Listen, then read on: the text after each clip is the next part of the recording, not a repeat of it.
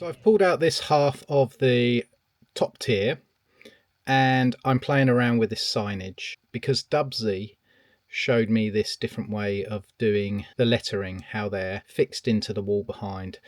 I don't know whether I can do it with all the letters, but I'm going to give it a go, at least with some of them. And a lot of them need smoothing out and changing. I've got them all different sizes and not quite spaced correctly. So I can play around with that for a while. It's actually been really lovely revisiting this tier, and I've made some quite good progress, I feel. I've changed it a lot. I've added a lot of greebling. Those letters are pretty much in place now. The only problem is I've run out of these double clips. A lot of them are still on the same, if I can pull it off, quite in there tight. A lot of them still in the same way I had my original ones, not the way Dubsy showed me to do the G.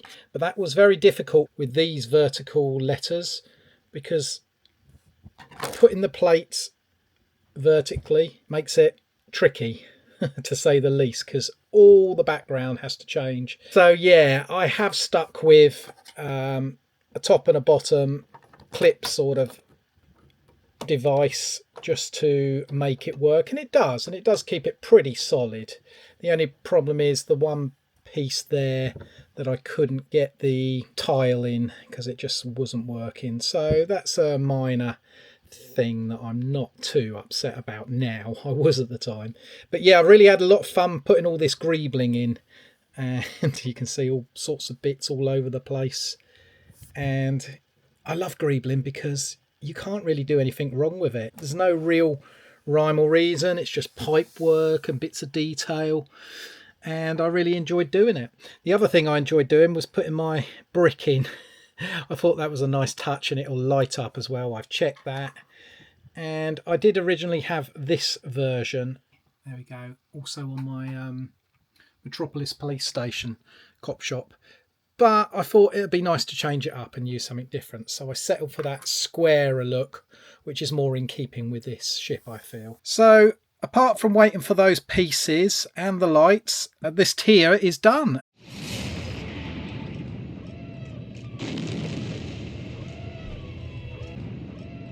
I put a bit of a wobble on this camera shot here just to match up with the film. It's not just my bad filming, it really is on purpose, I promise.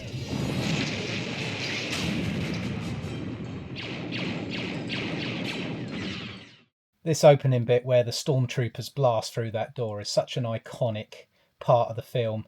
But then I couldn't add loads of stormtroopers, but I thought I'd have one just hiding behind that far bit. And yeah, there's a good shot of looking all the way down the corridor. Previously, I had no idea what I was going to do with this back piece. So I made up this wording, obviously boarding on this level, Tantive IV on the other two levels. And this was to hide the two holes up in each corner of the backing board of the Besta unit. So at this point, I need to give a big shout out to MixABrix. They supplied me with all this lighting. So thank you very much for sending these lights over to bring this display alive. I will put a code in the description and a link where you can get 25% off any order from MixABrix. So thank you again, MixABrix.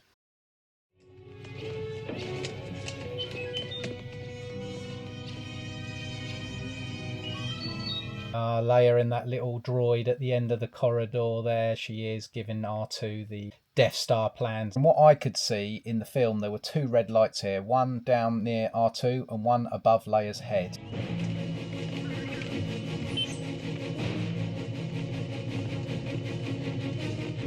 I always love that scene where the rebel troopers are being marched down the corridors with that ominous music playing. They don't know what's coming next. The Death Star plans are not in the main computer. Where are those transmissions you intercepted? What have you done with those plans? The sound of his neck going as Darth Vader holds him up is crazy. And also going back to this little corridor, those dead rebel troopers everywhere littering the place. Unfortunately, I couldn't get that little green droid that I needed. They don't make it and I don't do customs, so I've used this Clone Wars one in its place, and I don't think it looks bad. I just hopefully they will make the right one day. She'll be all right. Inform Lord Vader, we have a prisoner. Hopefully I've managed to get this phaser light just right, the one that as it flashes along the corridor and knocks down Leia. You'll be deactivated for sure. Don't you call me a mindless philosopher, you overweight glob of grease. Now come on before somebody sees you. This was the toughest part of the build for me, this escape pod. I'm still not 100% happy with it. It will do. It's good enough. Going to regret this.